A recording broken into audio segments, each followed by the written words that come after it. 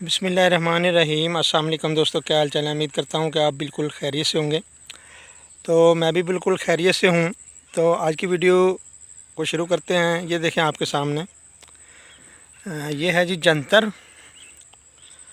तो ये खाद की जो सब्ज़ खाद है उसकी कमी को पूरा करती है। तो गंदम के बाद ज़मीन जो है वो बिल्कुल फ्री होती है। और हमारे एरिया में ऐसा होता है कि ज़मीन जब गंदम की कटाई के बाद बिल्कुल फ्री रहती है, यानी कि अगस्त और जुलाई के एंड में जाके हमारी तरफ धान लगाई जाती है, या बाजरे की जो काश्त है वो जुलाई एंड यानी कि जुलाई के लास्ट वीक में और अगस्त के स्टार्ट में लगाई जाती है। तो मैंने ये क्या किया, गंदम की कटाई के बाद, मैं भी थोड़ा लेट था, तकरीबन 15 से 20 दिन गंदम की कटाई के बाद मैंने ये जंतर लगाया। मैंने सोचा एक तो ईद आ रही है, उस पर सेल कर देंगे अगर हो गया तो। अगर फ़र्ज़ करो सेल नहीं भी होता तो ये ज़मीन की सब्ज़ खाद की जो कमी है उसको पूरा करेगा। तो ये 10 केजी मैंने इसमें डाला था उस टाइम। तो बिल्कुल सस्ता बीज है इसका, आप इसका ख़ुद भी बना सकते हैं 1.5-2 कनाल में लगा के।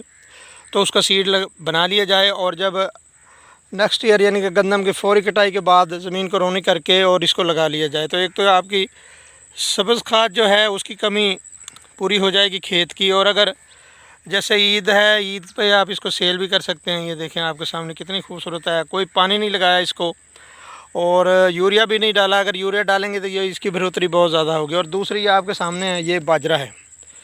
तो हमारे एरिया में बाजरा भी जो है वो लगाया जाता है जुलाई एंड और अगस्त के स्टार्ट में, लेकिन मैंने ये गंदम की कटाई के बाद लगाया। तो ये देखें आपके सामने माशाल्लाह बेहतरीन फसल है।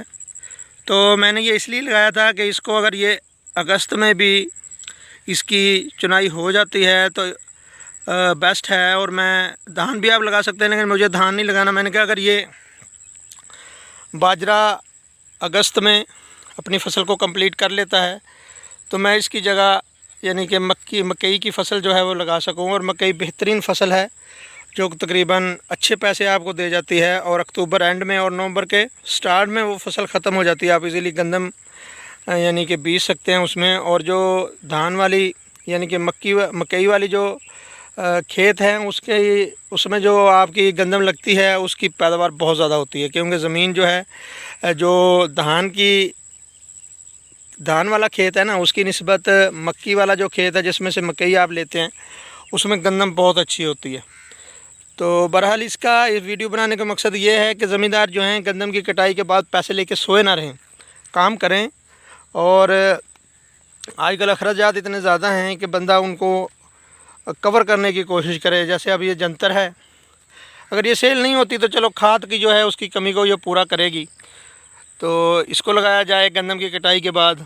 और कद्दू हैं, कद्दू अगर लगा लिए जाएँ तो कद्दू जो है गंदम की कटाई के बाद 2 मंथ बाद तैयार हो जाते हैं। और हमेशा ऐसा होता है कि गंदम के कटाई के बाद कद्दू, तोरी, भिंडी लगती है, इसका रेट हमेशा ही अच्छा होता है। तो उसकी वजह यह है कि अगर 1 महीना भी अच्छे रेट पे सेल हो जाए तो आप अपनी यानी कि धान की फसल को, मक्की की फसल को इजीली आपको अखराजात मिल जाते हैं उस फसल से।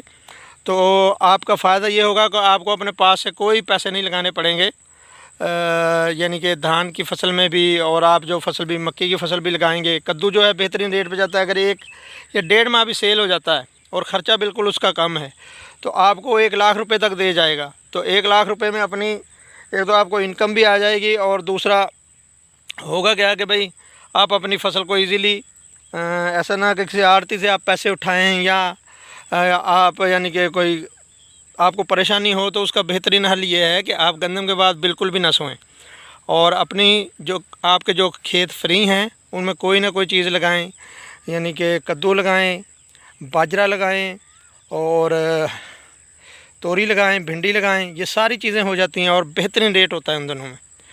तो आज की वीडियो बनाने का मकसद यही था। तो ये देखें आपके सामने बाजरा भी बेहतरीन है, मैंने थोड़ा लेट लगाया, लेकिन नेक्स्ट ईयर इंशाल्लाह मैं गंदम की कटाई के फ़ौरी बाद इसको लगाऊंगा। धनिया भी आप लगा सकते हैं, वो तो चल ही रहा है, एक वीडियो मैंने बनाई हुई है उस पर। तो लेकिन आप बाजरा लगा सकते हैं, ये आप जंतर लगा सकते हैं खाद के लिए, और कद्दू लगा सकते हैं, तोरी लगा सकते हैं, भिंडी लगा सकते हैं, करेला लगा सकते हैं। तो ये फसलें बेहतरीन नफ़ावर फसलें हैं। और धान की फसल आपको पता है बहुत कॉस्टली हो गई है, तेल बहुत महंगा है, लेकिन फिर भी आप अगर इन फसलों से कुछ कमा लेंगे तो आपको फ़ायदा होगा। तो अपना ढेर सारा ख्याल रखें। मुझे दीजिए इजाज़त। अल्लाह हाफ़िज़। अस्सलाम वालेकुम।